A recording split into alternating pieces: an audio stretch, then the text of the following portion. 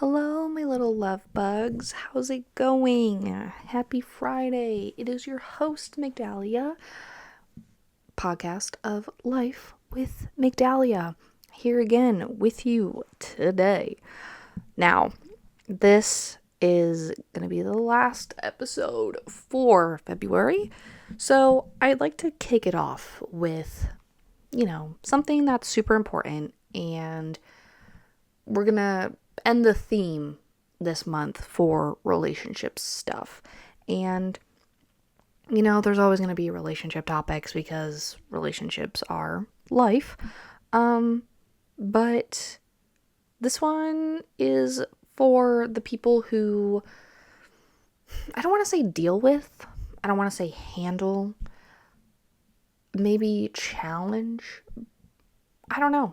It's such like a difficult word usage because it's not really like you dealing with them. It's just how to love someone with anxiety, depression, or bipolar without losing yourself. And a lot of people in today's age, with everything that's going on, suffer with all of these things. Now, there's BPD, not just bipolar disorder, because there's like two different ones. There's borderline personality disorder, which BPD, and then bipolar disorder, which is just BD, I guess.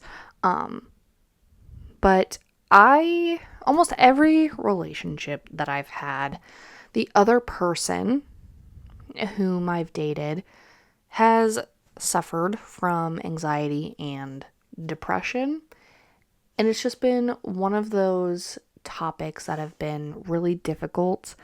Because when you're dealing with it at first, it feels like you're doing something wrong. You're the problem. Why can't things be perfect? Like, why can't it be normal? Just like the regular, a regular day. But the sad truth is, most of us in this world have anxiety or depression or bipolar disorder. And it's mainly just anxiety or depression because life is crazy and it's not always, how we want it to turn out. It is very easy to get sucked into the life of misery because there are a lot of negatives in the world. Don't get me wrong. Like, the way we think, the way we want our lives to turn out, like, it is a lot of shit that can go wrong. Been there, done that. Now, when I'm depressed, my depression is more so anger. Like, I'm a very angry person when I'm in that mental state. So, I've had incidences in maybe like 3 major points of my life. First off, when I was younger, I lived with my grandmother. So if I have to, get into the nitty gritty, I haven't seen my biological mother since I was 6 or 7 years old. And being as though she didn't have like, a regular, like, it wasn't just a regular single mom trying to work and do things with her life.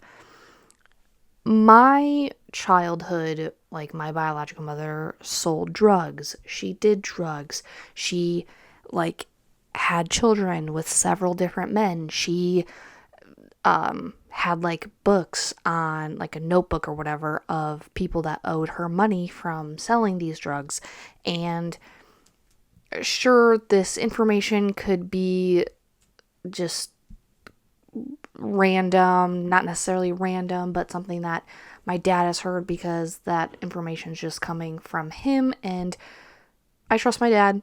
He doesn't lie. You can see the police reports. Like, it's all public. And he gifted me these binders full of reports of my biological mother. So Does she have her side of the story? Yeah, sure, but we're not talking about her side of the story.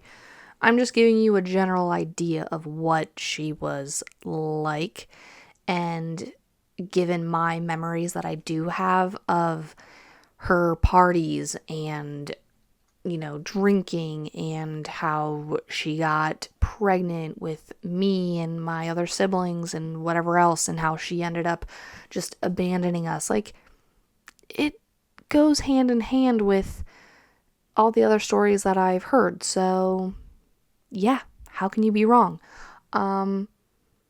So, given that, when she would get in trouble with the law, I think the last time she got in trouble with the law was more so to do with my dad's mother. So, to paint the picture, I was about 3 or 4 years old, and I have these memories, okay? I was like 3 or 4 years old. Sorry, I'm like trying to collect my thoughts because given that age, it's still fuzzy.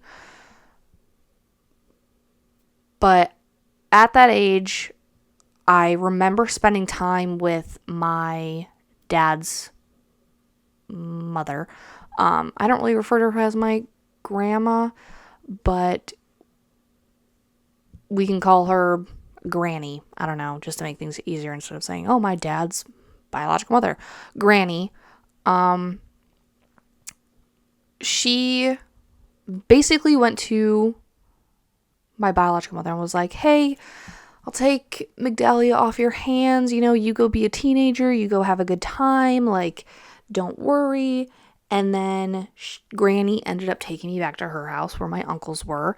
And I ended up spending time with my uncles. They are about between 13 years and 12 years apart from me. So a lot of the times, like, my relationship with my uncles has always been more of a sibling type of thing.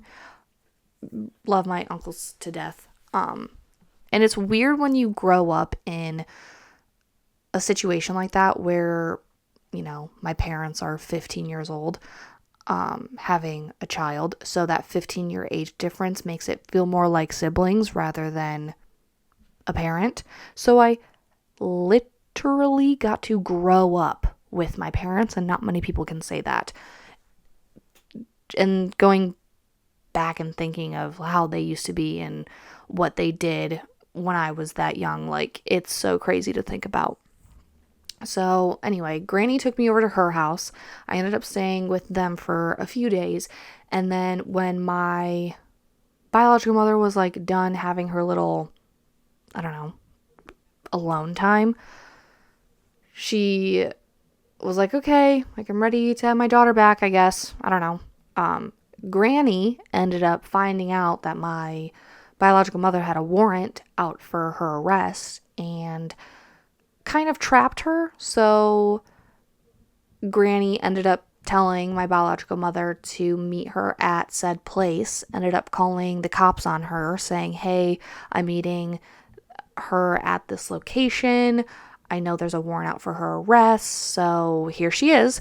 And yeah, biological mother ended up getting flicked by the police and arrested.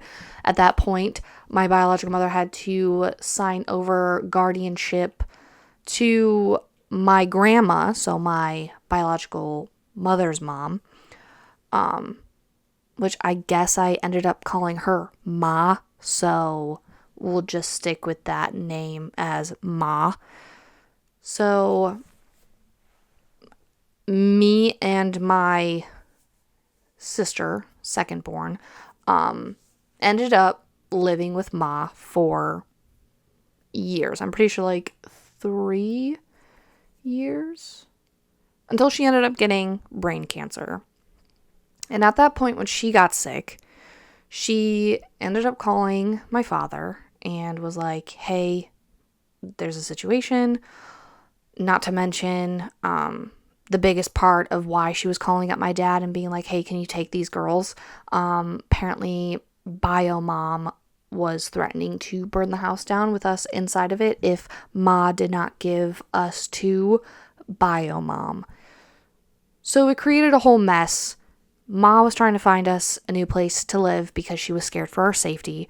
My maternal uncles weren't wanting to take us in. So Ma ended up calling my dad, and he was about to go into boot camp, so he had to make other arrangements. Now, this is where I went to live with my dad's father, so my grandpa, and whom I called grandma, but technically she's my step grandma. I just referred to her as more of a grandma than I did with granny. So at that point, like, grandpa and granny were divorced. They had been divorced for a couple of years. I did not see granny at all. I always saw grandma and grandpa together and ended up living with them along with my half sister.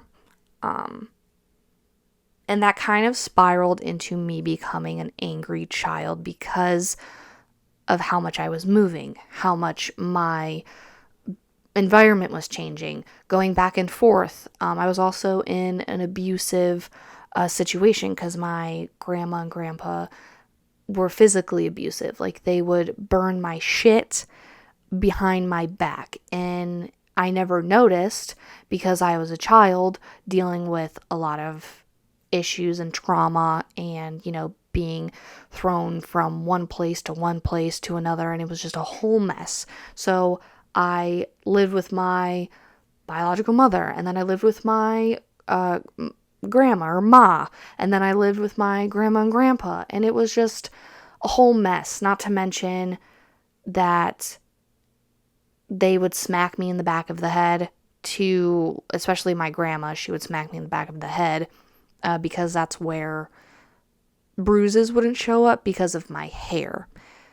Wash my mouth out with soap even when I did nothing wrong. Like, she did this tactic where my sister and I had to behave like we couldn't fight in order to play with these certain toys, and it just got to the point where we just did not give a shit.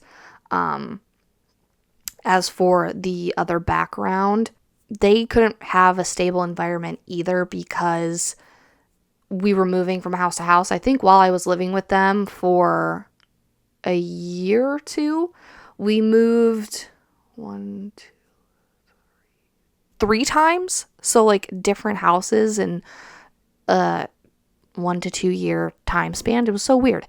And then during that time span, I also ended up living with my dad and my uncle for a small amount of time, and then going back to live with my grandma and grandpa. It's super complicated, I know. I'm trying to differentiate it as best as I can. Like, imagine how I feel, you know what I mean? So getting to the very last summer that I was with my grandma and grandpa, we had just moved into a new house. It was more so in town because our previous house was literally in the middle of the country. Had its own barn, farmland. Like, I was a country kid playing in mud puddles, and yeah.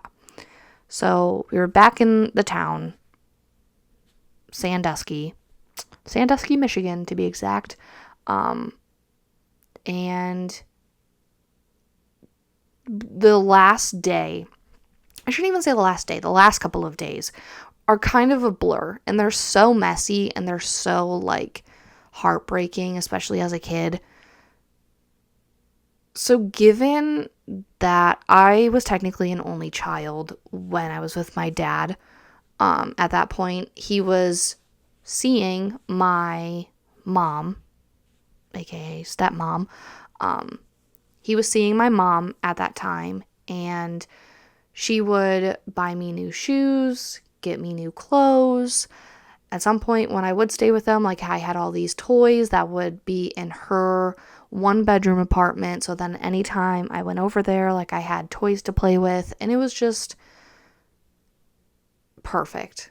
Like, as a kid, thinking about that, going over there, having all the attention on me, and then having my own toys and not having to fight and wonder why toys are missing, like, it was perfect. and I would have to go back to my grandma and grandpa's house, and yeah, whatever.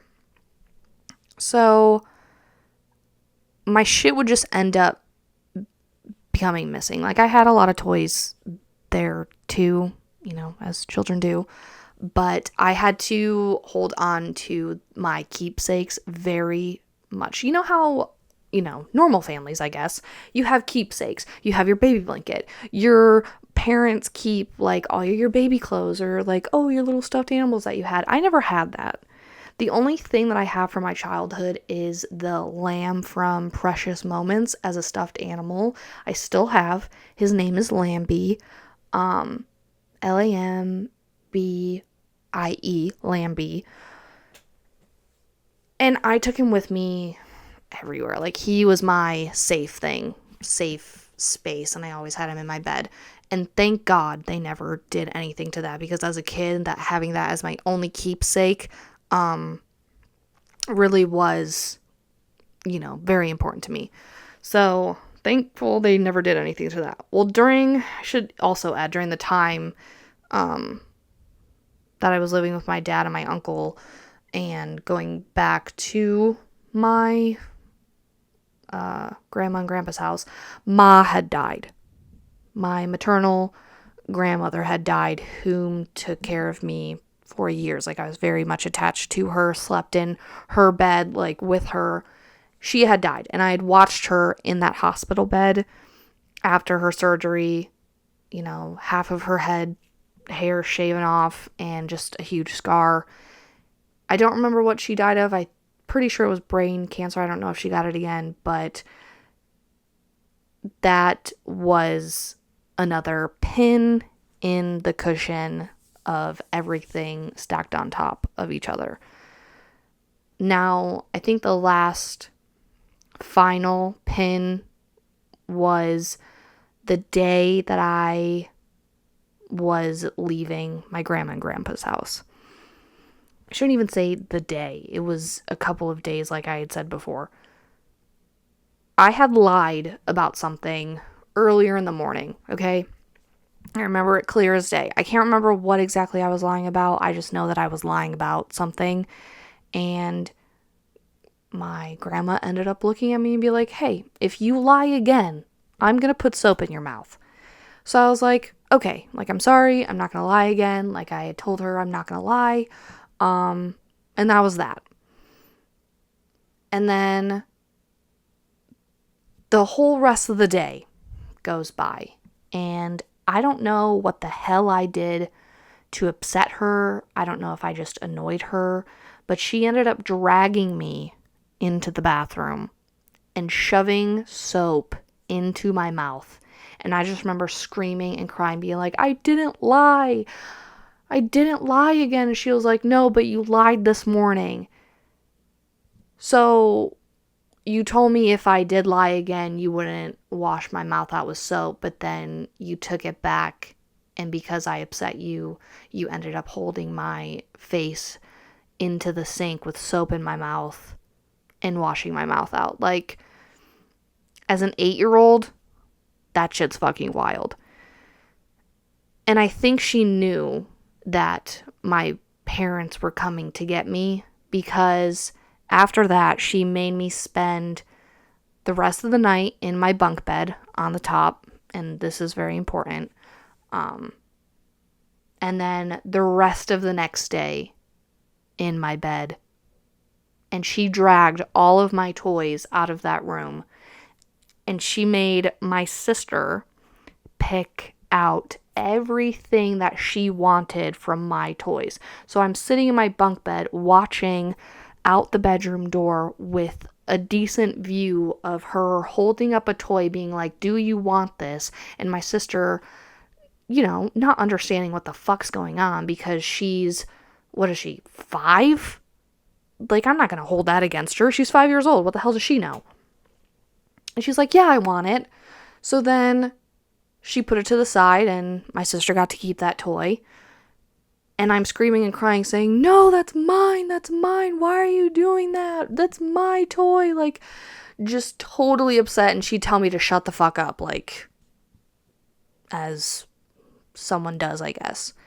And then all of the things that I had left over, my clothes, maybe a couple of toys, were thrown in black garbage bags and put on the front porch. And I had to sit out there with my stuff until my dad ended up pulling in the driveway shortly after. I can't even say shortly after. I have no idea what time, because that point in my life was so traumatic that my brain is missing pieces from it. And that's how you know that something's traumatic, is because you can hardly remember what the fuck was going on.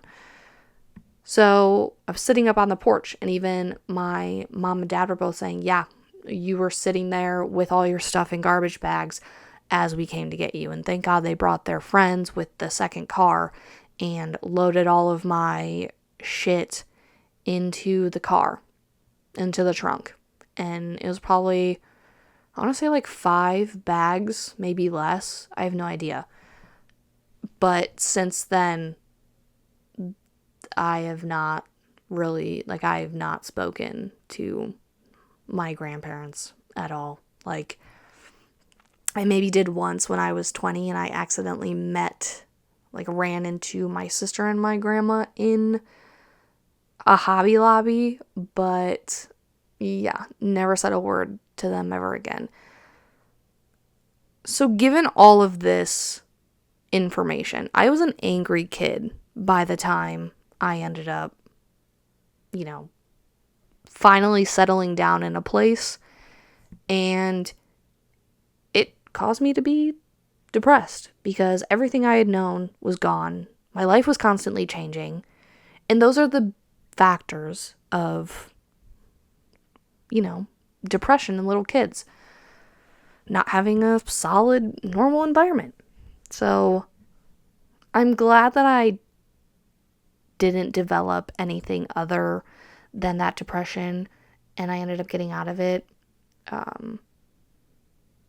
But another time was when Jailbait went to prison. Like, that was a shock to me and everything else. And I was probably just mostly heartbroken over that relationship, quote, ending. And then I wouldn't really say that moving to Kansas made me depressed. I was just waiting for life to get better.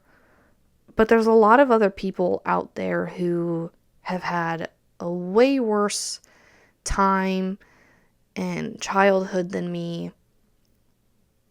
And that can cause a lot of other situations and trauma and just those mental challenges that we see within bipolar disorder, depression and anxiety, and borderline personality disorder. Like, it all can stem off of something, or sometimes it's just how you are. And we're gonna just get into it. And at first, it's helpful to have a general sense of how these conditions affect someone's thoughts, their emotions, and behavior. So this can help with, people be more empathetic, and also, practical support. So like I said before, my thing mostly stems with anxiety. Like, I had anxiety. I don't really necessarily have it more so now. Like, it comes and goes when I have, I get anxious. But for the most part, I feel like I've kind of grown out of having anxiety constantly. But during my 3-year relationship with Pugsley, it was adamant that I was anxious all the fucking time. I hope I used that word right. I think I did. But we're not going to talk about, that person. We're going to talk about the fact of, how do we, as the individual, help our partner who's dealing with depression, bipolar, anxiety, BPD. We speculate that, couples, whatever, like people can have undiagnosed bipolar disorder, and that's okay.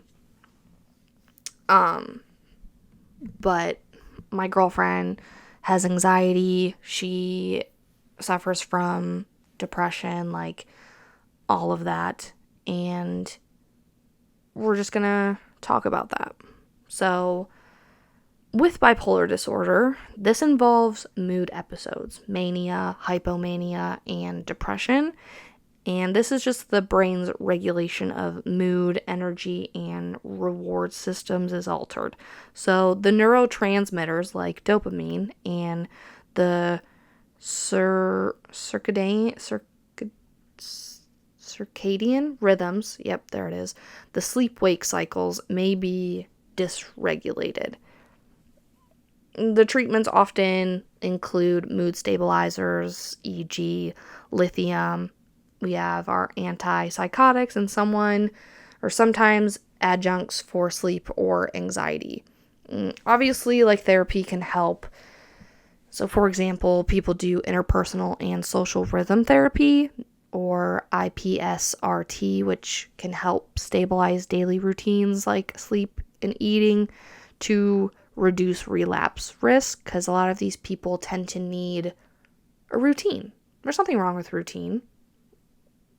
We neurodivergent and autistic people love routines. Who knows? Maybe we're all a little autistic. I don't know. Fuck. Sometimes I guess that I'm neurodivergent, but I'm probably never going to get diagnosed. So we're just going to keep that a theory, because why would we put a name on it?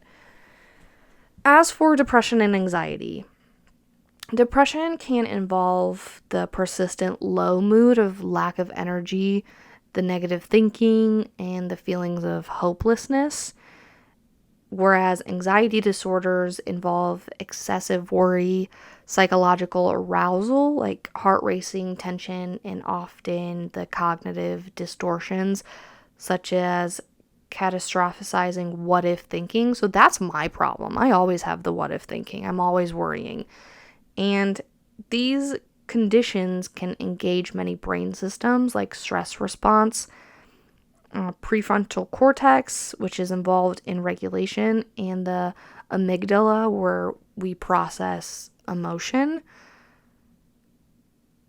The psychotherapy, like cognitive behavioral therapy and sometimes medication, such as the antidepressants or anti-anxiety meds, are pretty common treatments for these. As for the borderline personality disorder, or BPD, this is characterized by the intense, unstable emotions, fear of abandonment, identity disturbances, impulsivity, and turbulent relationships. So people with BPD often have difficulty with emotional regulation and distress tolerance. So typically the dialectical behavior therapy is the gold standard therapy, which teaches mindfulness, emotional regulation, distress tolerance, and interpersonal effectiveness. Now, all of this sounds super complicated and just off the wall. How do we handle people like this? How do we engage with people like this? How do we get them to understand that we are not their enemy, we're their teammate? How do we do this? How does their brain work? How do we understand? I'm gonna tell you. I've had a lot of experience with bipolar disorder, depression and anxiety, and I know a couple of people with borderline personality disorder. Now, there are a lot of these mental things that I will probably not name, but these are just the top 3 to 4 that I can think of that a lot of people go through. So that begs the question that I just asked. How do their brains and mind work when it comes to this? So for borderline personality disorder, the emotions hit them really hard. Their brain's emotional brakes are weak, so they feel things super intensely. They might overreact to small things, misread your tone, or fear being abandoned. As for anxiety, their alarm system is always on. Even small worries feel huge.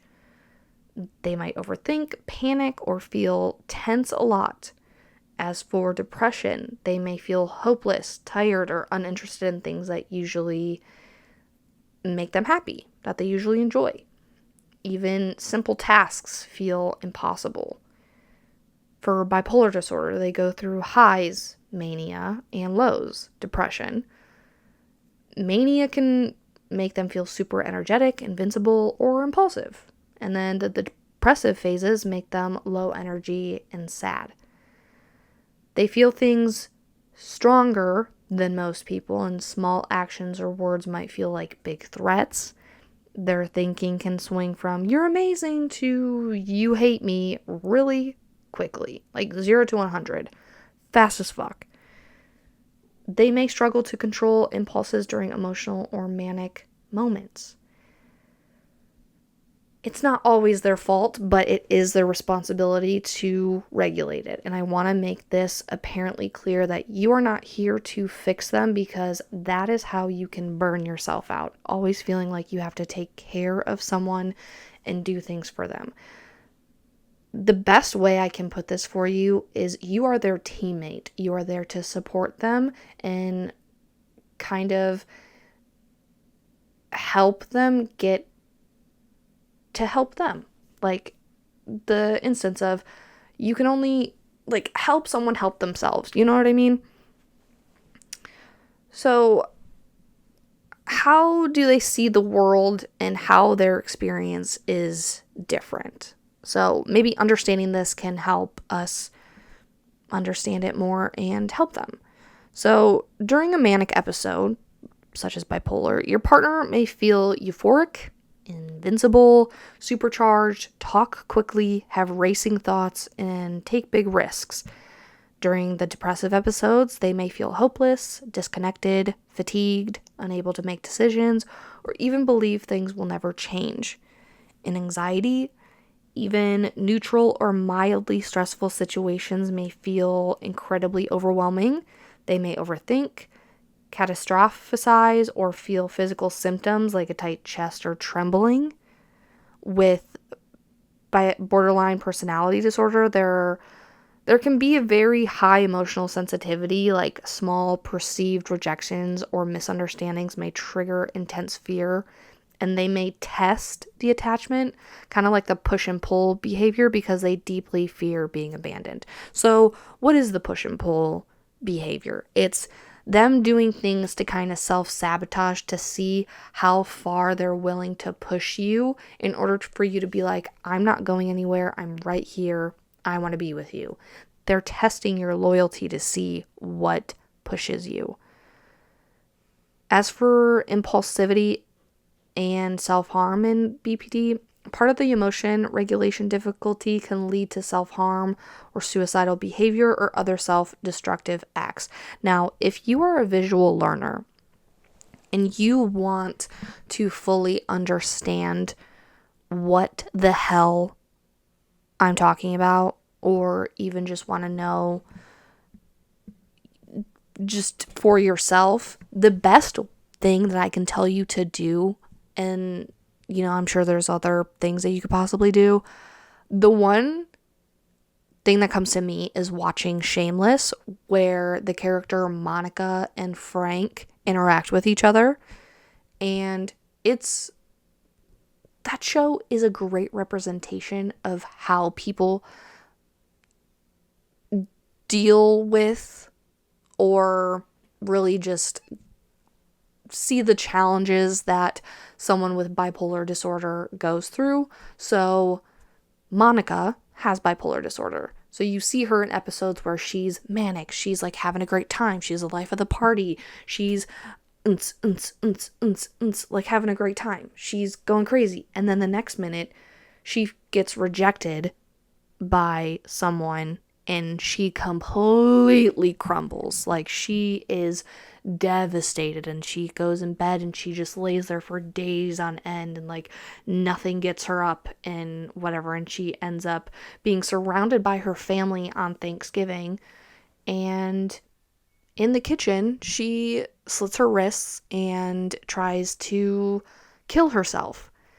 And then they have to rush her to the hospital and everything else, and then they take her to a psych ward, and Frank is trying to break her out of it, and she ends up meeting a girl there and abandons Frank and her children yet again. And yeah, so it's definitely a good show, and I totally recommend it if you really want to understand, what I'm trying to say. I'm sure there's better examples, but yeah. So how do we help them? Practical strategies for supporting a partner with these challenges. First things first, educate yourself. And I cannot emphasize this enough. Educate yourself. Learn about their specific diagnosis or their symptoms. What triggers episodes, what warning signs look like. And this can help you be more empathetic and proactive. Use reliable sources. Talk to mental health professional or professionals. Read books. Look up actual solid websites, or to the full extent you could join a support network for loved ones, but I'd really start with the reliable sources, like talking to a therapist, or just read books. Really, you want to have open, non-judgmental communication. Like, use I statements. I feel worried when I see you up half the night, instead of you're doing this again. Validate their feelings. You don't have to fix what they feel, but you can say, I hear you. That sounds really hard. Schedule check-ins when things are stable, not just during crisis moments. This helps build trust and understanding. Set and maintain the boundaries, because it's crucial to know your own limits. NAMI recommends having clear boundaries about what you can and cannot provide. Communicate those boundaries clearly. An example is I need time to recharge, so I won't respond to everything immediately, or I can't be the only support system for you.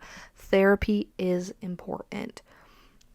Be consistent. When boundaries are enforced in love rather than anger, it helps build a stable, predictable environment.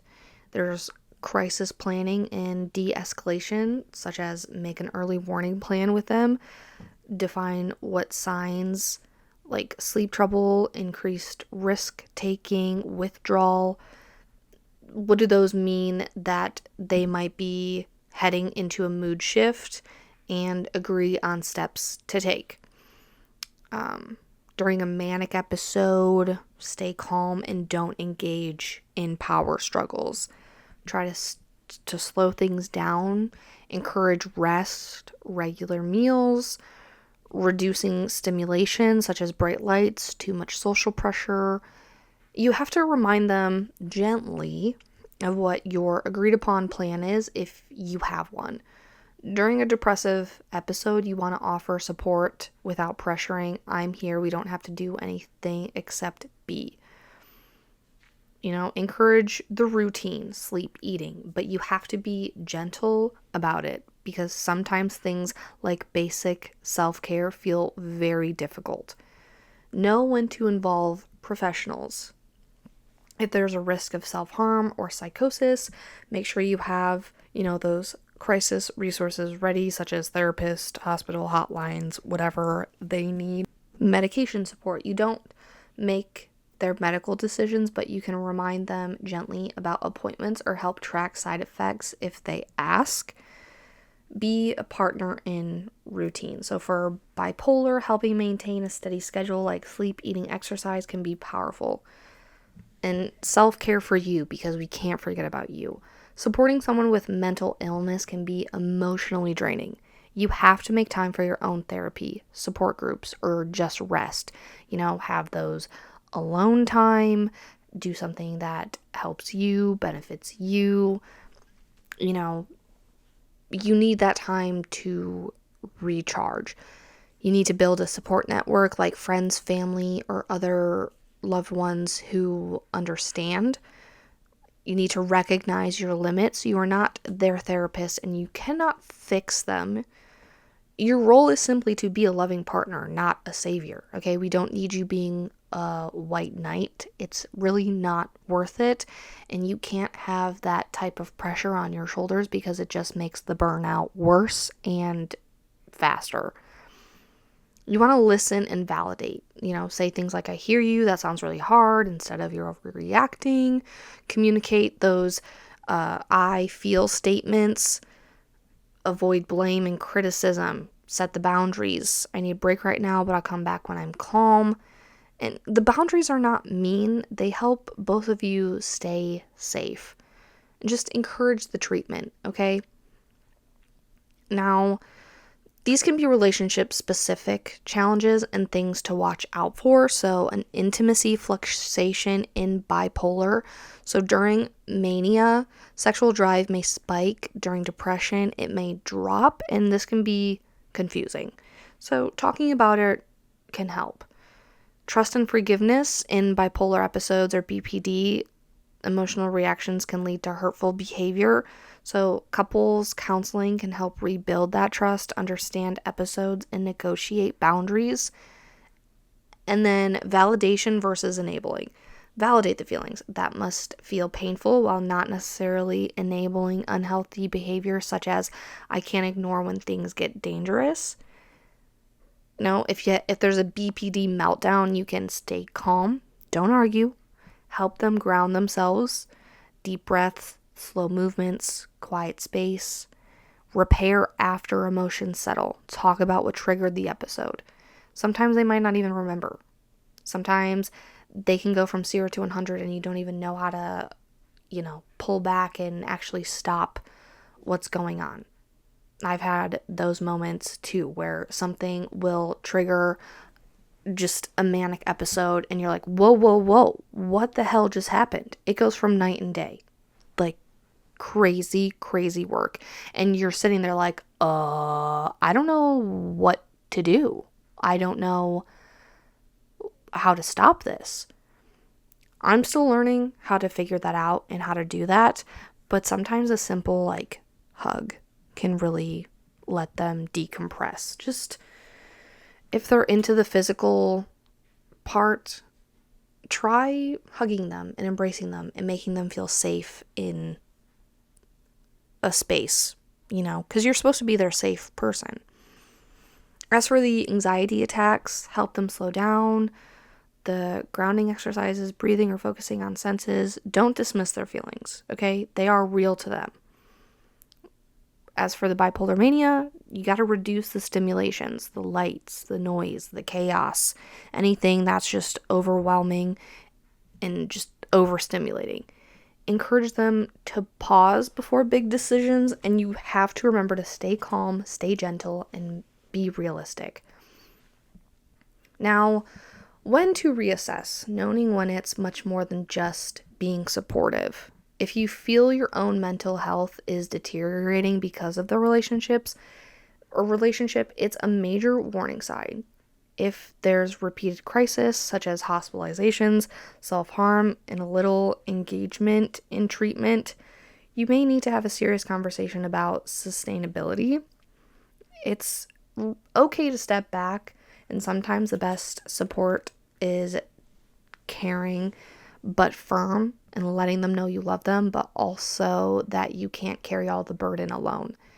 You have to take care of yourself. I cannot stress this enough. You need support too. Therapy, friends, or a support group to help you stay sane. Know your limits, okay? You cannot fix everything. Taking care of yourself actually helps them more in the long run. Why this can work and why it's worth it. Mental illnesses do not define a person's worth or who they are. With the treatment and support, many people live happy and fulfilling lives. It doesn't always have to be doom and gloom. Being in a relationship with someone who has a mental illness can deepen empathy, connection, and personal growth, not just with you, but with the other person too, between both partners. When you work as a team, you and them and their treatment providers, you can create a more stable, loving environment that supports the healing that can overcome these challenges, because it's not going to be easy. Why is it worth it? Why wouldn't it be worth it? Relationships can be deep and meaningful. You can grow emotionally, learn patience, and develop amazing communication skills along with your support. When combined with these treatments and therapy, like, they could do so much better. Learn their triggers. Don't take their shifts personally. They tend to feel guilt or shame after an episode. And then when they say, "I'm sorry" about a behavior, they do mean it. And I'm sure it will happen again. And it's not necessarily that quote of, "Oh, an apology without change is just manipulation." They truly just can't help themselves.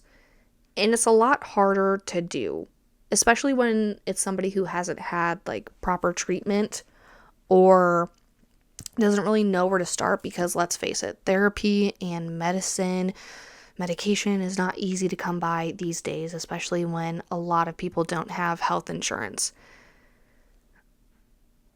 It's just hard for them to control, and some people try to do it, raw dogging style. So there are other ways to do those things too. You are not the cure. You are a teammate. Encourage the therapy. Provide emotional support. But don't assume the burden of fixing them, because there is no fixing them or fixing it or fixing the situation. You're not Bob the fucking Builder. You're not Fix-It Felix, okay? I was going to say Bob the Fixer, but Bob the Fixer isn't a thing. Like, if you have a partner who has a hard time, like, giving self-affirmations, you can create a support jar for your partner with notes of reminders to breathe, self-care, and just affirmations, because sometimes they aren't always capable of doing those things for themselves. So they just need a little extra support, a little extra love.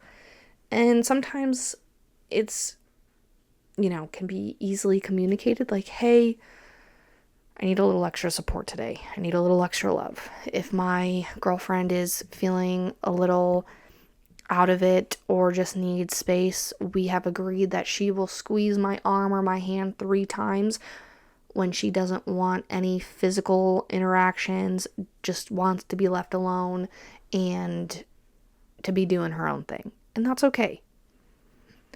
So I really hope this helps. If you want to share this with somebody, please do. My Instagram is Life with Migdalia with 2 A's at the end, and Migdalia Bonilla, also 2 A's at the end. So yeah, do what you gotta do. I will see you guys next week. Love you. Bye.